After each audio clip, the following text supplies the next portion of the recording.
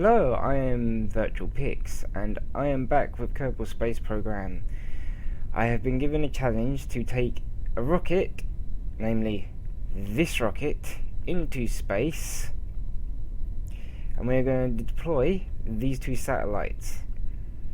And then, once we've deployed those satellites, we have to land the rocket back on Kerbin, but I'm not allowed to use parachutes. So this should be interesting to say the least. We're going to be using MechJeb because I just prefer using MechJeb for things like this. And actually, do you know what? We're going to put you at 150 km. Should be able to manage that. And we need you. I did sort this out, but apparently I didn't save it. Right. So we'll engage the autopilot and off we go. Oh. Now, I've not actually tested this thing at all. I just kind of slapped it together off camera, and I'm kind of hoping that it will work. I mean, as you can see, these stages get progressively smaller, and the stage at the top is the only bit that's actually going to land. All of these are pretty much just lifting stages. So, good God, it's not very fast, is it? Jeez. Hopefully, this will actually work. I mean, there's been many variations that I've done. This is actually a completely new ship, because I did build one and I did a recording, and it didn't matter. I recorded for 3.5 hours straight. It didn't matter how many times I went up and how many different variations of coming back down I did. I just couldn't get it to land without overheating in the atmospheric re-entry first. And it would just go bang, because, you know, melting causes explosions. So this is a complete redesign of the entire thing. And I'm not entirely certain these landing legs are actually going to be long enough, but we shall see. Both of these satellites are going to be deployed side by side. They should have enough power on them. I mean, they're actually pretty, as far as power goes, they're actually pretty efficient.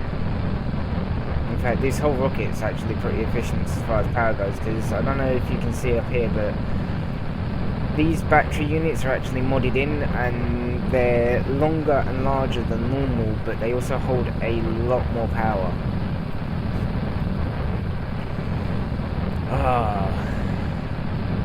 Getting re-entry heat on that going out of the planet. That's interesting.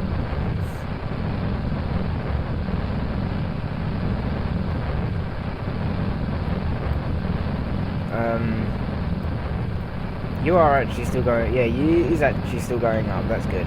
That's useful. Now, the only thing is, I'm hoping that on this last part, this back end is actually going to be heavier than this end, because otherwise we're going to have a problem. Because I kind of need. I wanted to go down arse first, because otherwise it's not going to be able to slow down quick enough.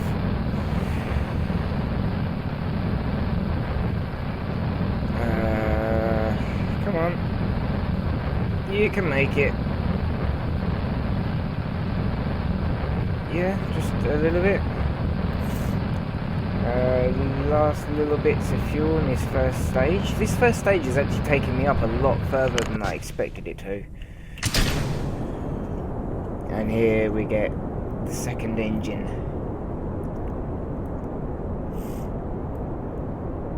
The second engine is actually quite efficient. Now I've actually got the tweak scale mod on, so this engine normally would be much bigger than it is, but because I got tweak scale on, I've tweaked it to be of a more suitable size.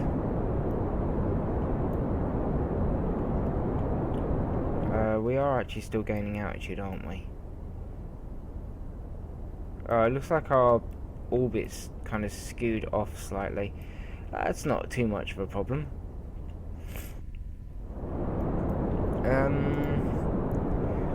Let's bring up the orbital info. I need to bring this up so you can see it. Right, so currently our Apiops is 148, 149, 100, and just over 150. We're going to pre-bring up the landing guidance just to get it ready. I apologise if this is a lot of information on the screen for you guys. I mean, for the most part, you can ignore all of this, because this is just things that I would like to know. Angle prograde 2 to 3 points.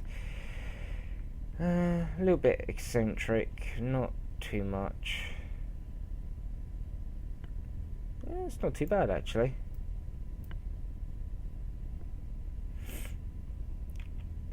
Well, you're not in orbit, I know that much. Come on, that's it. Use that monopropellant. I didn't put like as much monopropellant as I humanly could on you for no reason.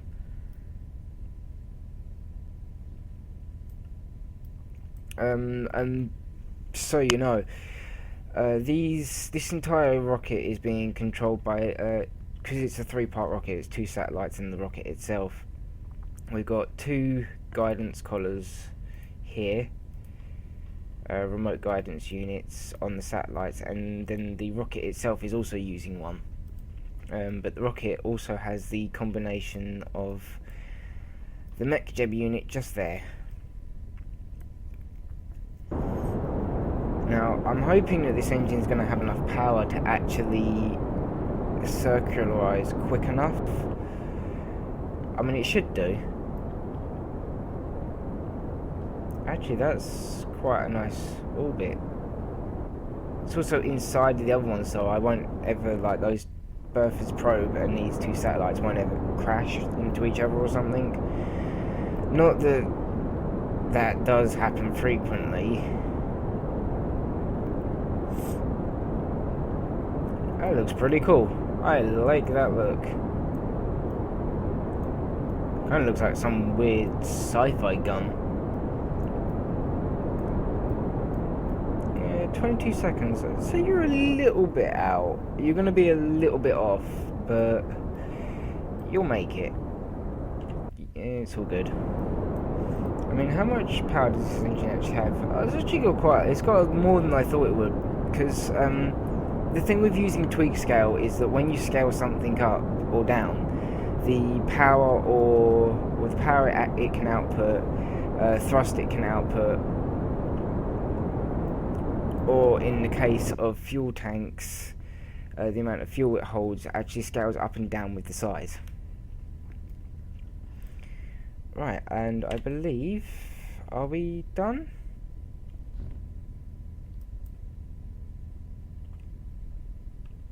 Are we done? Yeah, we're done. Ah, there we go. So that's that done. And now from there we can just eject both of these. We're gonna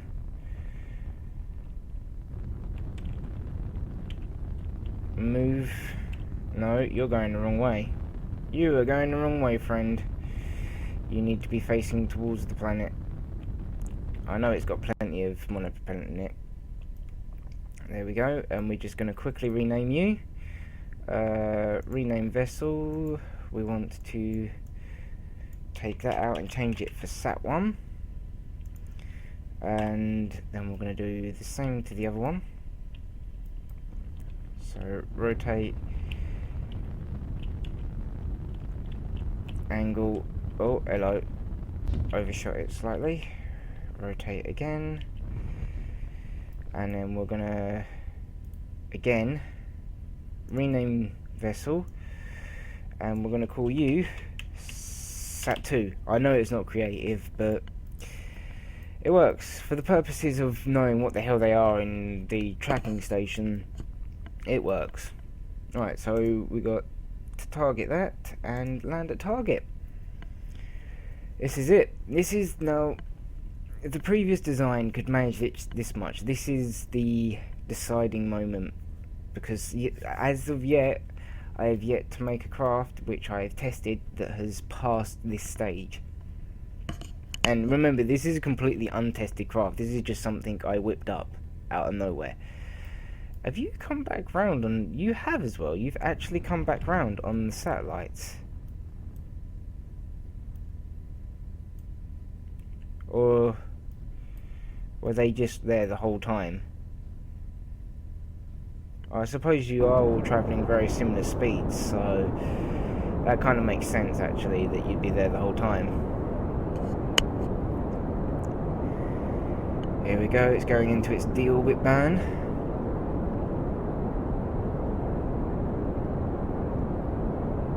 So I think I'm actually going to leave it. If this has the fuel, I think I might actually leave this on as long as I can, because the extra weight will help make sure that this bit stays where it's supposed to.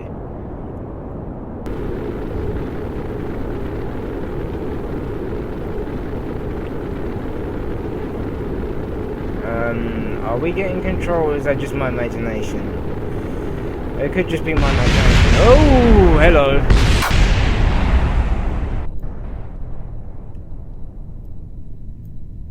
Oh, well, I guess that's the only bit that's left. So yes, we're going to load the quick save, and I'm going to show you my plan. So what we need to do here is we need to get rid of this, and we need to quickly check. Yes, we need to engage autopilot, and you need to start ascending right now.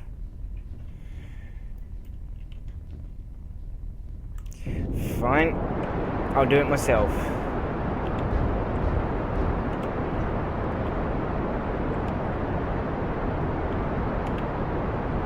If I can work out what way's up.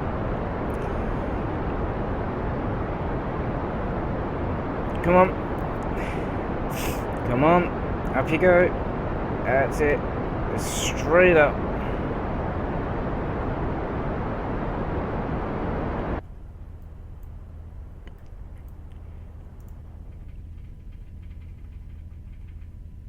Actually, do you know what? We can now disengage you, go to the maneuver node planner, and create and execute a circularize. So yeah, as far as that goes, I'm now executing my plan because, like I said, the challenge... actually, no, you won't have seen that bit because I'll actually cut that bit, most likely. The challenge doesn't state that I actually have to land on Kerbin. In fact, it says that I can land anywhere. So I'm going to land on the moon. That's right. I'm going to send 2 satellites up and then land on the moon.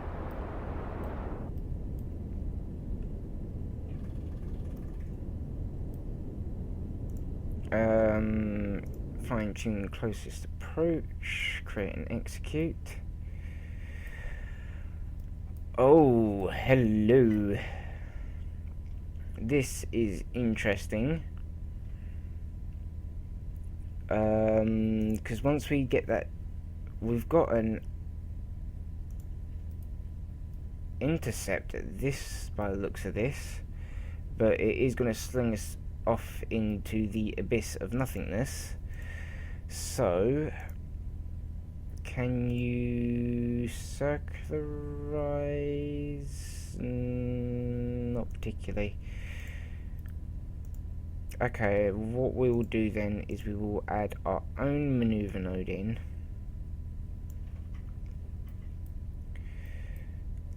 Like that.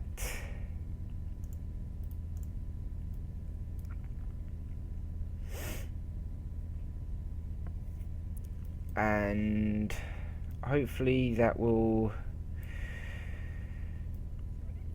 That is a very eccentric maneuver it's doing there. This has definitely turned out to be a lot more interesting than I initially gave it credit for. I thought this was going to be easy. No.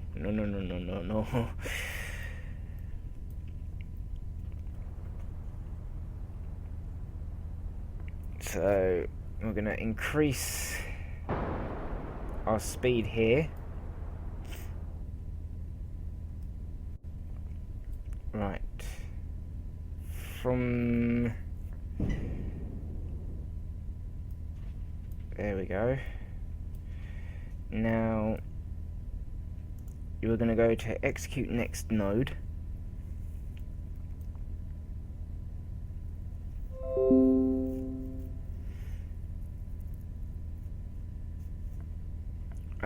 And I will be back with you in just 1 second. I actually do need to see to this message. And I'm back. Right, now that's that message seen to, and for some reason when this auto warp seems to be a little bit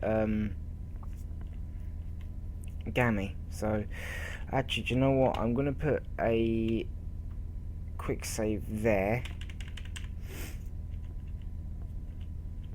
and good god, oh my god, hello, oh okay, now it's taken over, there we go, much better. I mean, the reason I put a quick save there is because I was thinking that I might actually need to move this maneuver node backwards, because that is a very sudden movement. I think I might take it here as well. Actually, what we'll do is we'll let it circle, right? We'll let it get this orbit in. There we go. Oh no, that engine is more than capable of getting that in. Oh my god, that was whoa, that was quite a movement.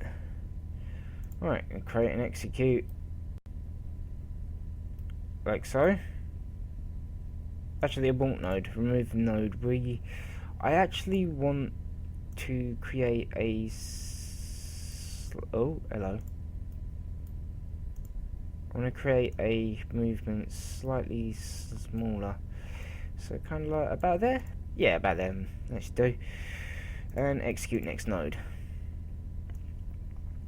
and that should be okay from there. We might actually have something here. So let's just warp around to it. Good god, how fast we even go? Oh my, wow, we are really going quite slow. Explains a few things. Auto warp.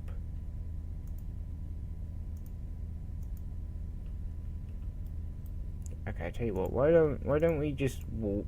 We'll warp to there. We'll use the game's inbuilt vanilla warping. There we go. Time warp complete.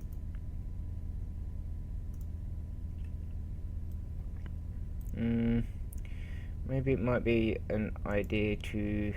Here we go. Warp to next maneuver node. There we go. Now, what it should do is it should start circularizing pretty quick. So pick a target on the map. Midlands. It's all Midlands.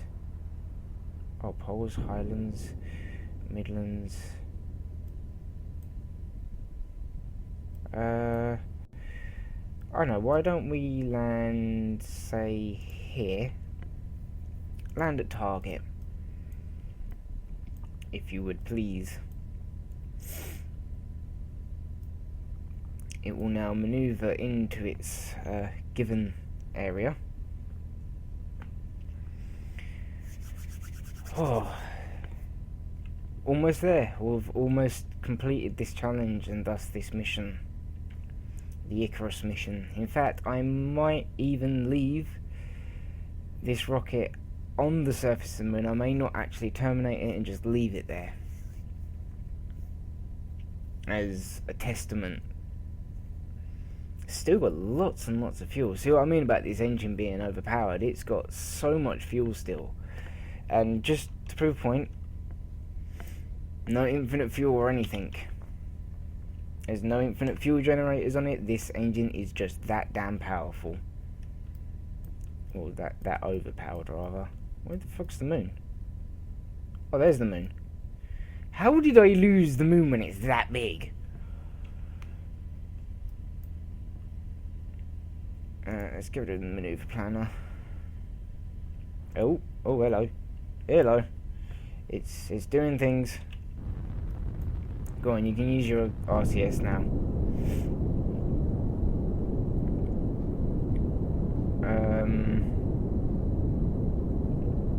Are you just fine-tuning it down, are you? Yeah, it seems like it's just fine-tuning it down. I hope these landing legs are going to be long enough.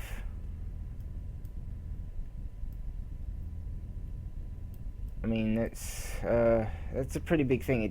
They do need to be long enough, otherwise we're going to be in trouble. Good God.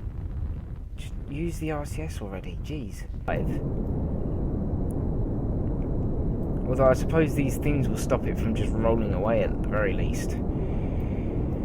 Oh, it is as well. It's landing right in the middle of a crater. Are you actually landing? You are as well. No? Are you landing in the middle of a crater, or are you gonna like land on the edge of it?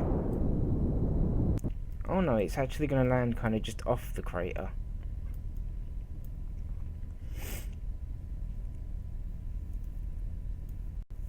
Okay, so what are you doing now, autopilot? What's the deal here? You put the landing gear down.